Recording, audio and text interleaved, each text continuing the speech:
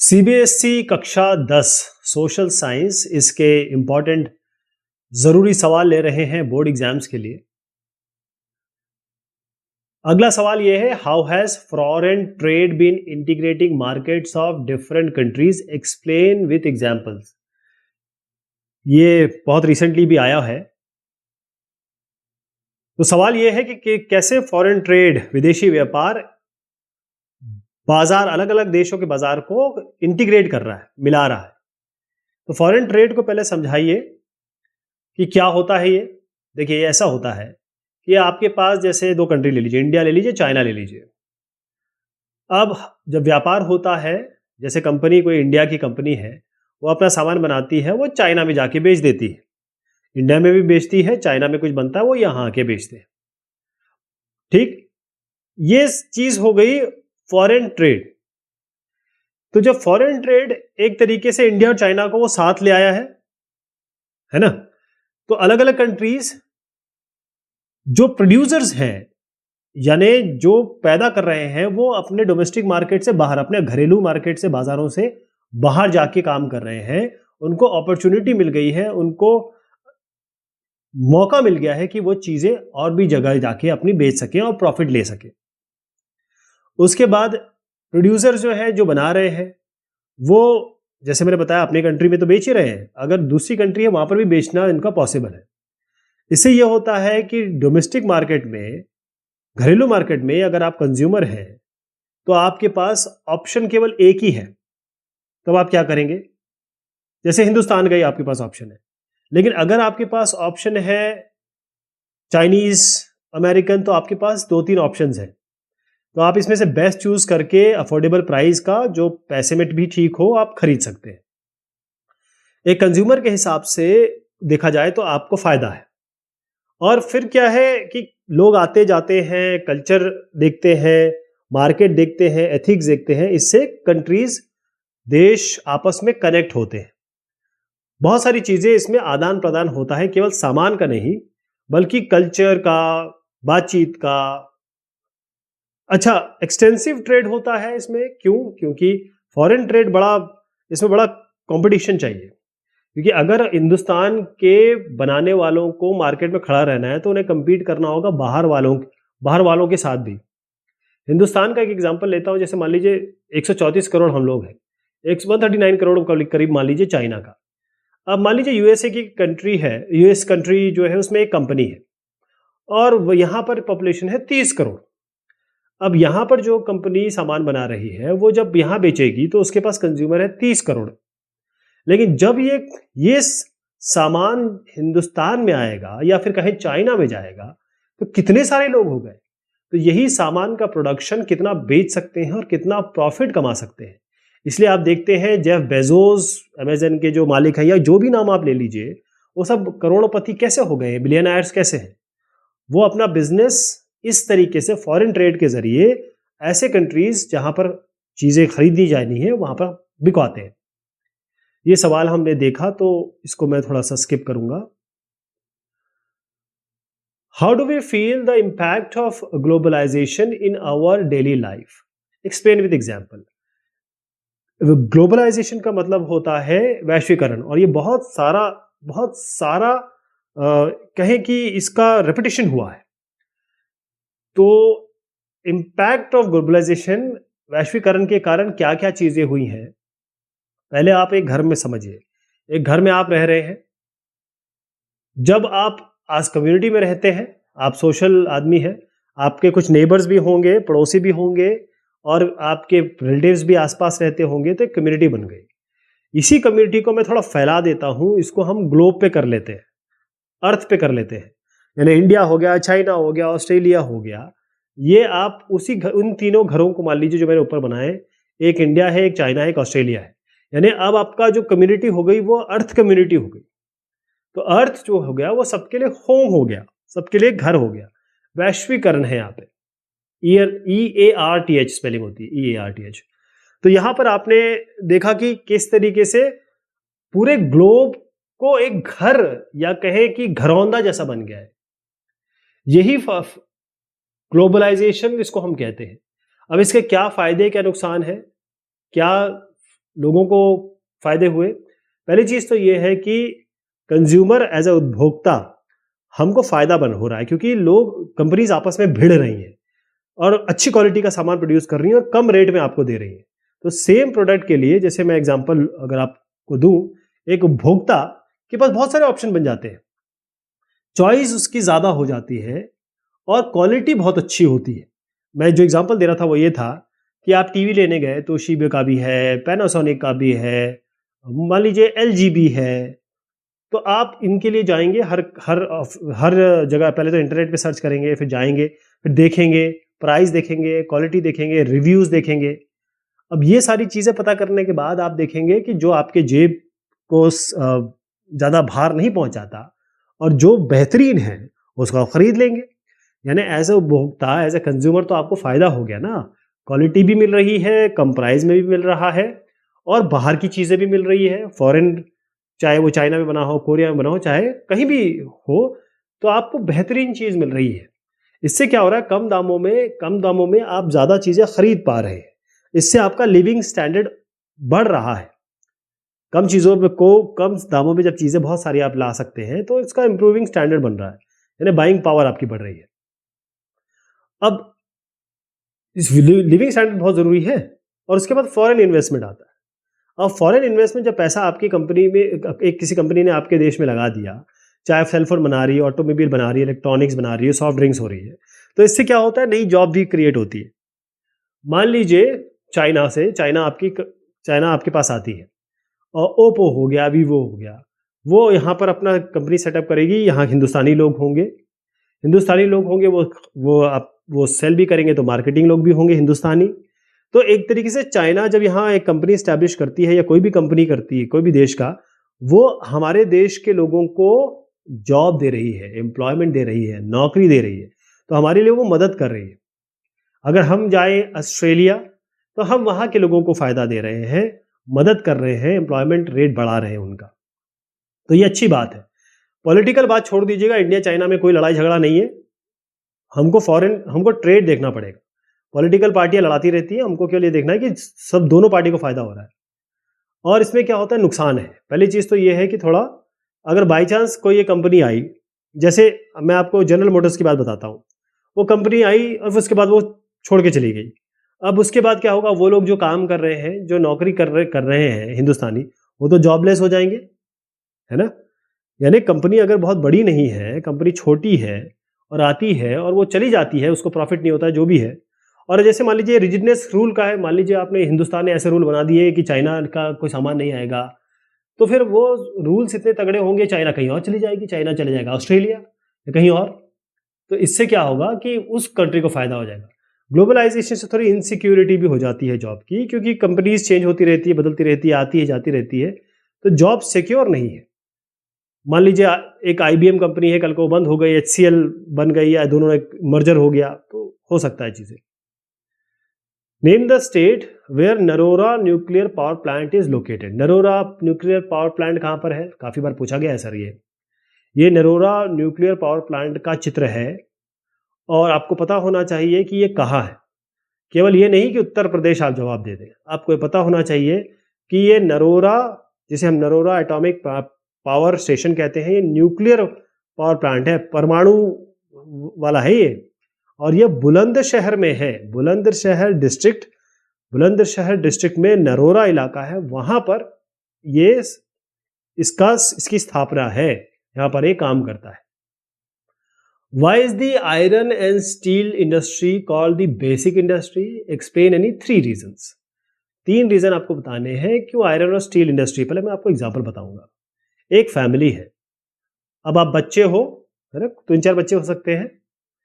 अब आपके ग्रैंडफादर भी है, दादाजी, आपके पिताजी, आपकी मदर। अगर आपकी मदर ये कहें कि पैसा कमा रही हैं, घर चला रही हैं, तो वो मालकिन हो गई। मान लीजिए आपके फादर मालिक हो गए, क्योंकि फादर कमा रहे। अगर ग्रैंडफादर अभी भी शारीरिक अवस्था उनकी ठीक है, तो वो बॉस हो गए ना। इन तीनों में से कोई भी बॉस हो सकता है। बॉस समझ गए आप, ये शब्द मैंने क्यों लाया है। मान लीजिए आपके फादर बॉस है, ठीक, आपके घर में फादर बॉस है।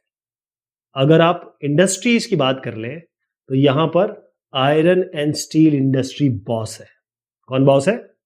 आयरन एंड स्टील बॉस है, क्योंकि ये बेसिक इंडस्ट्री है, ये फीडर इंडस्ट्री है। बाकी इंडस्ट्रीज इस इंडस्ट्री के बगैर नहीं चल सकती। बाकी इंडस्ट्रीज ये अगर नहीं हो तो उनका काम ही ना चले। तो आयरन और स्टील इंडस्ट्री, जैसे मैंने कहा, मेरुदंड है, बेसिक इंडस्ट्री है। पहली चीज ये है कि जितनी भी आप, चाहे हैवी हो, लाइट हो, स्मॉल हो, छोटा हो, बड़ा हो, जितनी भी टाइप की भी आप इंडस्ट्री उठा लें, स्मॉल स्केल, बड़ी स्केल, वो सारे के सारे रॉ मटेरियल क्या होते हैं उनके? मोस्टली आयरन और स्टील इंडस्ट्री से ही आते हैं। आयरन और स्टील से आप छोटे से छोटा सुई से लेकर हवाई जहाज तक बनाते हैं। यानी चाहे आप सर्जिकल इंस्ट्रूमेंट ले लें, डिफेंस के अप्लायंसेस ले लें, इलेक्ट्रिकल डिवाइसेस ले लें, वायर्स, यूटेंसिल्स, इलेक्ट्रिकल गुड्स ले लें, सब किससे बनते हैं? वो कहीं ना कहीं आयरन स्टील जुड़ी हुई है। ये बैकबोन है जिसे मैं बता रहा था, मेरुदंड है ये इंडस्ट्रियल डेवलपमेंट। किसी भी कंट्री का इंडस्ट्रियल डेवलपमेंट नापा जाता है किससे? कि वहां पर कितनी आयरन और स्टील कंपनी है, इंडस्ट्री है। ध्यान रखिएगा, एक देश की बैकबोन इसी से पता चलती है। यहां पर मैं आपको जरा प्लेसेस दिखा दूं। यहां पर कुछ पॉइंट्स यहां पर है, इसमें अलग अलग मैं बताऊंगा आपको। सभी आयरन और स्टील इंडस्ट्रीज के है। जैसे टाटा स्टील, टाटा स्टील जो है वो हमारा सबसे पुराना है, बड़ा नामी अग्रामी है। टिस्को, टाटा इस्पात स्टील कंपनी, जमशेदपुर में है और इसका मुंबई में भी कॉरपोरेट ऑफिस है। इसके अलावा SAIL, steel authority of India limited, इनके काफ़ी सारे सेटअप हैं। ये कॉरपोरेट ऑफिस तो वैसे दिल्ली में है, लेकिन बोकारो, बनपुर, दुर्गापुर, राउरकेला, भिलाई, चंद्रपुर, भद्रावती, सेलम यहाँ पर है। राष्ट्रीय इस्पात निगम लिमिटेड ये विशाखापट्टनम में है। और यहाँ जो पोर्ट है वहाँ पर सबसे ज़्यादा आयरन ओर का या फिर आयरन स्टील का निर्यात होता है। आप बताएंगे क्या इम्प्रूवमेंट हुए हैं इंडियन रेलवेज में और उसके काम करने के तौर तरीके में? बार बार आता है ये, इसको जरूर आप ध्यान रखिएगा, कई बार ये आता है। तो इसमें यह है कि इंडियन रेलवेज आप खुद ही देख रहे होंगे, हम और आप, हर आदमी रेलवे में ट्रैवल करता ही करता है। हम जानते हैं कितना चेंज हुआ है। ये इस तरीके का चित्रण अगर आप बना सके, ट्रेन में बना सके तो बहुत अच्छा रहेगा। पहला समझिए कि इम्प्रूवमेंट, तरक्कियां क्या हुई, संशोधन क्या हुए, चेंजेस क्या हुए इंडियन रेलवेज में। पहली चीज़ ये है कि स्टीम इंजन जो थे उनको इलेक्ट्रिकल इंजन्स में चेंज कर दिया गया है। अब स्टीम इंजन आपको बहुत कम मिलते हैं, और या फिर अगर नहीं बन पाते हैं, किसी जगह इलेक्ट्रिक नहीं है, तो वहाँ डीजल इंजन हो गए। इसके अलावा सब कुछ कंप्यूटराइज हो गया है। आप चाहे टिकट बनाएं, आप चाहे खाना मंगवाएं, आप जो भी करना चाहें वो आप इंटरनेट पे, ऐप पे कर सकते हैं, मोबाइल पे कर सकते हैं। कंप्यूटराइज हो गई चीज़ें। जो छोटी छोटी लाइनें थी अब उनको बड़ी लाइनें कर दी गई हैं, यानी कि मीटर और नैरो गेज को ब्रॉड गेजेस कर दिए गए। ये डिस्टेंस होता है ना, जो पटरियों के बीच में जो डिस्टेंस होता है और पटरियों की जो विड्थ होती है, मोटाई होती है, उस हिसाब से नापा जाता है कौन सा नैरो गेज है, कौन सा ब्रॉड गेज है। इसके ये ब्रॉड गेजेस मोस्टली हो गए हैं, मैक्सिमम हो गए। और एक्सटेंशन हुआ है रेल रूट्स का, यानी जो रेल रूट्स जहां तक नहीं जाते थे अब उससे भी आगे जाते हैं। जब भी गवर्नमेंट कोई आती है वो अपने क्षेत्र को का, या फिर कोई रेलवे मिनिस्टर आता है तो अपने क्षेत्र के लिए कोई ना कोई रेलवे रूट बना देता है या तय कर देता है। इस तरीके से एक्सटेंशन है रेलवे रूट्स का, बढ़ रहा है रेलवे रूट हमारा। इसके अलावा रेलवे प्लेटफॉर्म बहुत अच्छे हो गए हैं। पहले बड़ी दिक्कतें हुआ करती थी, अब पानी की व्यवस्था, अच्छे वेटिंग रूम की व्यवस्था, सब चीज़ें अच्छी हो गई, साफ सफाई खास तौर पे। और आप रेलवे प्लेटफॉर्म की तो बात कर रहे हैं, आप रेल है उनके अंदर घुस जाएं तो आप देखेंगे कि वहाँ पर और साफ सफाई, क्लीननेस हो गई है। इसके अलावा मोनो और मेट्रो रेल भी आ गई हैं। वैसे ये इंडियन रेलवेज के अंतर्गत नहीं आती हैं, लेकिन फिर भी क्योंकि मोनो और मेट्रो रेल ही है, इसको भी हम कह सकते हैं कि अब ये और भी चीज़ आ गई हैं जिससे शॉर्ट डिस्टेंस पे लोग आराम से अब कम्यूट कर सकते हैं यहाँ से वहाँ अपने काम धंधे पे जाने के लिए। How do pressure groups and movement exert pressure on politics, explain with an example. ये हम ऑलरेडी देख चुके हैं, ये भी बार बार आता है, इसलिए चलिए इसकी एक बार और चर्चा कर लेते हैं बड़ा शॉर्ट में। प्रेशर ग्रुप और मूवमेंट वो होते हैं जो डेमोक्रेसी को स्ट्रांग करते हैं और प्रेशर डालते हैं। पहली चीज़ तो ये करते हैं, एक पब्लिक सपोर्ट की कोशिश करते हैं। वो चाहते हैं लोग उनसे ज़्यादा से ज़्यादा जुड़े, चाहे कैंपेनिंग करना हो, मीटिंग करना हो, पिटिशन फाइल करना हो। मतलब पिटीशन फाइल नहीं, मतलब लोगों से वो चीज़ें लेते हैं, एक अपनापन लेते हैं, सपोर्ट लेते हैं। तो यहाँ पर जैसे मान लीजिए मैं और आप इफेक्टेड हैं, गवर्नमेंट ने ऐसा रूल बनाया, तो हम क्या करेंगे? हम एक प्रेशर ग्रुप बनाएंगे या हम आंदोलन करेंगे? जैसे सीएए के खिलाफ पूरे देश भर में आंदोलन हुए, क्योंकि लोगों को पसंद नहीं आया, लोगों को पसंद नहीं आया कि इस तरीके का कानून बनाया जाए या फिर एक्ट बनाया जाए, जबकि पार्लियामेंट ने इसे पास किया था। तो ऐसे प्रेशर ग्रुप और मूवमेंट होते हैं जो पब्लिक सपोर्ट के लिए कई तरीके से कोशिश करते हैं। और क्योंकि लोग बहुत ज़्यादा हैं, अगर बहुत ज़्यादा लोग प्रेशर ग्रुप और मूवमेंट में आ जाते हैं, तो वहाँ पर गवर्नमेंट को बात सुननी पड़ती है। ये स्ट्राइक करते हैं, बंद बंद कर देते हैं, जैसे देश बंद हो गया या राज्य बंद हो गया। ये इसलिए करते हैं ताकि जिस गवर्नमेंट या सरकार के कान में जू नहीं रेंग रही है, वो इसे सुने। जब सरकार को नुकसान होगा तब वो इनकी बात सुनेगी। तो इस तरीके से वो रोड ब्लॉक कर देते हैं, ट्रेन ब्लॉक कर देते हैं, स्ट्राइक कर देते हैं, सरकारी दफ्तर बंद कर देते हैं। इसके अलावा देखिएगा, जो प्रेशर ग्रुप जो बनते हैं वो हमने हमेशा देखा है कि वो पॉलिटिकल पार्टीज या तो उन पे उनका हाथ होता है या पॉलिटिकल पार्टीज कहीं ना कहीं उनको सपोर्ट करती है। तो जब पॉलिटिकल पार्टी के ही ये ग्रुप है, प्रेशर ग्रुप है, मूवमेंट है, मूवमेंट्स है बहुत सारे, तो आप देखते हैं कि ये प्रेशर डालने का काम कर सकते हैं। मान लीजिए बीजेपी का है, वो कांग्रेस के ऊपर प्रेशर डाल सकता है अगर कांग्रेस की सरकार हो। कांग्रेस का अगर बीजेपी की सरकार हो तो कांग्रेस के प्रेशर ग्रुप उन पे प्रेशर डाल सकते हैं। आप जैसे सुनते हैं ना कि पंचायत में कोई पार्टी नहीं होती, लेकिन पंचायत में भी कहीं ना कहीं बैकिंग होती है, मतलब पॉलिटिक्स कहीं ना कहीं उसमें इन्वॉल्व होती है बड़े बड़ी पार्टियों की। और जितनी भी हम पार्टीज देखते हैं वो मूवमेंट से आई है, वो मूवमेंट से निकल के आई है। कि जैसे आसाम में जो पार्टी जीती थी, तमिलनाडु में डीएमके, एआईडीएमके, दिल्ली में आम आदमी पार्टी, ये सब मूवमेंट से ही, आंदोलन से आई ताकि उन्होंने गवर्नमेंट पे प्रेशर डाला। अब compare the popular struggles of Nepal and Bolivia. अच्छा, मैंने आपको पहले नेपाल के बारे में बड़े तफसील से बताया है, बोलीविया के बारे में बताया है, लेकिन क्योंकि आता बार बार है, इनको थोड़ा सा इस तरीके से समझिए, इस बार सिमिलैरिटी और डिफरेंसेस के हिसाब से समझिए। पहले मैं आपको बता दूं कि साउथ अमेरिका का एक देश है बोलीविया, गरीब देश है, बल्कि साउथ अमेरिका के मोस्टली देश गरीब है, और यहाँ पर डेवलपिंग कंट्रीज कह लीजिए। तो यहाँ पर गरीबी के कारण हुआ, मैं आपको बताऊंगा, ये एक चित्र है जहाँ पर लोग प्रोटेस्ट कर रहे हैं। और नेपाल में क्या हुआ था? नेपाल में हुआ था बेसिकली डेमोक्रेसी के लिए आंदोलन हुए थे। हुआ ये था कि यहाँ पर किंग ज्ञानेंद्र थे, उन्होंने, उनके जो भाई थे, उनकी पूरे परिवार की मृत्यु हो गई थी और उन्होंने डेमोक्रेसी की धज्जियां उड़ेल दी। तो उसको देख के सारी पार्टियों ने अलायंस बनाया और माओइस्ट जो थे, आर्म्ड रिवोल्ट कर, वो बंदूक से बात करते थे, वो भी सरकार के इनके साथ, पार्टियों के साथ आ गए, लोगों के साथ आ गए, मतलब सब लोग मिल गए और वो ये चाहते थे कि किंग ज्ञानेंद्र को हटाया जाए, या ये कहे किंग ज्ञानेंद्र से डेमोक्रेसी की मांग की। तो बहुत ज़्यादा प्रेशर जब हुआ इसके बाद, तो वो बेचारे पीछे हटे और उसके बाद गिरिजा प्रसाद गोयराला को प्राइम मिनिस्टर बनाया गया और उसके बाद कॉन्स्टिट्यूएंट असेंबली बनी, जो कि संविधान बनाने के लिए बनाई जाती। और बोलीविया में जो हुआ था, पानी के कारण हुआ था।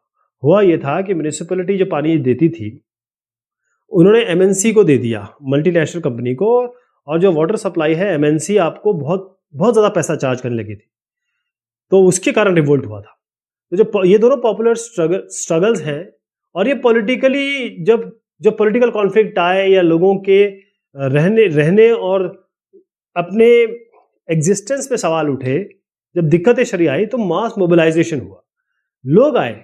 ऐसा नहीं कि अपने आप शुरू हो गया, लोग सड़कों पे उतरे। ऐसे ही नेपाल में भी लोग सड़कों पे उतरे, 2 से 4 लाख लोग काठमांडू की सड़कों पे आ गए। तो इतने सारे जब लोग आए तो मास मोबिलाइजेशन हुआ, और यहाँ पर पॉलिटिकल ऑर्गेनाइजेशन थे। बोलीविया में नहीं था, लेकिन नेपाल में जरूर था। बोलीविया में एक दूसरा एक ऑर्गेनाइजेशन था, पॉलिटिकल पार्टी जो विरोध में थी, या जिसे क्या विपक्षी पार्टी, वो बाद में आई थी सपोर्ट में, बाद में इसने अपना काम किया था। डिफरेंसेस ये है कि जो मूवमेंट है नेपाल में, वो था कि डेमोक्रेसी, लोकतंत्र की स्थापना की जाए, जबकि बोलीविया में जो स्ट्रगल था उसमें ये था कि जो इलेक्टेड गवर्नमेंट है, डेमोक्रेटिक गवर्नमेंट है, वो उनका ख्याल नहीं कर रही है, वो उनको नुकसान पहुंचा रही है। 5,000 की तनख्वाह है, एवरेज तनख्वाह, 1,000 रुपए का कोई पानी का बिल कैसे देगा? ये अनरियलिस्टिक है। तो सरकार भी ध्यान नहीं दे रही है। बोलीविया में एक स्पेसिफिक पॉलिसी जो मैंने बताया पानी की पॉलिसी थी कि पानी एमएनसी को दे दिया गया कि आप सप्लाई करिए। एमएनसी ने अपने, क्योंकि प्रॉफिट बनाना था उनको, 1,000 रुपए हर, जो 5,000 रुपए एक आदमी कमाता है वो 1,000 रुपए पानी के देगा, तो खाएगा क्या, खिलाएगा क्या। तो यहाँ पर मेन प्रॉब्लम थी पानी की, जबकि नेपाल में जो था वो ये था फाउंडेशन की डेमोक्रेसी नहीं थी। वहां पर किंग यानेन ने सारे कंट्रोल अपने हाथ में ले ली थी, जिसको हम कहते हैं, जिसमें मोनार्क था। तो लेकिन फिर भी वहां पर चीजें नहीं हो पा रही थी, तो इसलिए ये आ गए और ये लोग सक्सेसफुल हुए। ऐसा नहीं, ये लोग दोनों सक्सेसफुल, दोनों स्ट्रगल सक्सेसफुल हुए। और जब लोग साथ जुड़ते हैं, जब लकड़ियां साथ जुड़ जाती है तो उसको तोड़ना बड़ा मुश्किल होता है। तो ये ध्यान रखिएगा कि आपको सड़क पे उतरना है अगर कोई आपके खिलाफ कोई काम हो रहा है, क्योंकि ये ही डेमोक्रेसी को स्ट्रांग करता है। दोनों ही राष्ट्र डेमोक्रेसी के बारे में बात कर रहे थे, लोकतंत्र के बारे में बात कर रहे थे। ग्लोबलाइजेशन हैज बीन, ये है क्योंकि ये कई सालों तक आया है तो इसको मैं स्किप करूंगा। जरूरी ये है कि आप इसको समझिए, बार बार आता है ये, है ना, तो इसको मैं स्किप करता हूं। Why are the rules and regulation required in the marketplace? बाजार में क्यों आपको कानून नियम चाहिए, रूल्स एंड रेगुलेशन? ये हमारे प्रोटेक्शन के लिए चाहिए एज अ उपभोक्ता, कंज्यूमर। पहली चीज ये है कि सेलर जो बेचने वाला है वो कभी भी रिस्पॉन्सिबिलिटी नहीं लेता। उसने सामान जो बेचा है, अगर उसमें कोई डिफेक्ट है, कोई भी सामान उसने बेचा, उसमें कोई दिक्कत है, और अगर आप उसके पास पहुंचते हैं कि साहब ये जो आपने सामान मुझे बेचा है, इसमें है दिक्कत, इसमें है डिफेक्ट, वो कभी नहीं सुनेगा आपकी, ना मानेगा आपकी। वो ये कहेगा बाहर निकलो और किसी दूसरी दुकान में जाओ, बदतमीजी करेगा आपके साथ। आपने सामान लिया, पैसे भी खर्च किया, खराब भी निकल गया, तब भी आपको आपको एक तरीके से बेइज्जती सहना पड़ रहा है। एक्सप्लॉयटेशन का मतलब होता है शोषण। ये कई तरीके से हो सकता है, बहुत तरीके हैं। जैसे एक एग्जांपल मैं दूं, देखूं, फॉल्टी वेट होता यह है कि तौल में गड़बड़ कर देते हैं।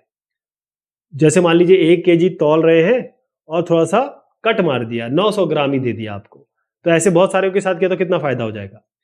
सामान जो है उसमें एडल्ट्रेटेड देते हैं, जिसे कहते हैं मिलावट, मिलावट का सामान दे दिया जाता है, खासतौर पे गाँवों में देखा जाता है। इसमें स्पाइसेस हैं, जैसे मिर्ची में ईंट मिला दी जाती है। और क्योंकि अगर प्रोड्यूसर केवल एक ही है या कुछ ही है, तो वो अपनी पावर यूज करता है, वो किसी भी प्राइस में बेचेगा, क्योंकि आपके पास कोई ऑप्शन है नहीं। फॉल्स इन्फॉर्मेशन, गलत इन्फॉर्मेशन दे के चीजें बेची जाती है। अमिताभ बच्चन और अक्षय कुमार ये सब सामने आते हैं और वो बोलते हैं और आप खरीद लेते हैं। अब कई ऐसी कंपनियां जो कहती हैं कि जो मदर मिल्क है उससे अच्छा हमारा मिल्क है। कोई कोई माँ के दूध से अच्छा कोई मिल्क हो सकता है? तो कंज्यूमर ग्रुप्स बने हैं जो हमें मदद करते हैं, और उनका काम यही है कि हम राइट टू सेफ्टी हमें मिले, हमको इन्फॉर्मेशन मिले, अगर कोई दिक्कत होता है तो हम उसको रीएड्रेस कर सके और रिप्रेजेंट कर सके अपने आप को। Name the state where Kandla sea port is located. सबसे पहले मैं आपको बताऊंगा कि गुजरात वो स्टेट है जहां पर कांडला सी पोर्ट है। सी पोर्ट मतलब होता है बंदरगाह। ये इलाका मैं आपको दिखा दूं, गुजरात का इलाका, यहां पर आपका कांडला पोर्ट है। अब इसमें जो पोर्ट है बड़ा नेचुरल है ये, और ये बड़ा बिजिएस्ट पोर्ट है, और ये सबसे पहला पोर्ट है हिंदुस्तान का, बहुत इंपॉर्टेंट पोर्ट है, क्योंकि जब लाहौर का पोर्ट चला गया हमारे पास से, तब हम लोग को इसकी जरूरत महसूस हुई, और आज तो बहुत सारे हैं। Name the place where the movement of indigo planters was started. Indigo मतलब है तो होता है नील, तो चंपारण इलाका है जहां पर नील, ये प्लांटर्स का मूवमेंट शुरू हुआ था। ये जो इलाका है ये इसी को मैं बता रहा हूँ, ये चंपारण है। अगर आपको लोकेट करना है तो पटना इधर है, इधर गोरखपुर है, यूपी और बिहार मैंने दोनों दिखा दिया आपको। ये है चंपारण। जो चंपारण एक वो इलाका है जहां पर आंदोलन शुरू हुआ, नील जो ग्रोअर्स थे उनका चंपारण मूवमेंट हुआ था महात्मा गांधी के लीडरशिप में, नेतृत्व में, 1917 में। ध्यान रखिएगा 1917 में। यहां पर हो क्या रहा था कि किसानों को जबरदस्ती नील उगाने के लिए कहा जा रहा था, जबकि वो कुछ और उगाना चाहते थे फोर्सफुली, क्योंकि इस नील का निर्यात किया जाता था और खूब पैसे कमाते थे ईस्ट इंडिया कंपनी और साथ में जो ब्रिटिशर्स है।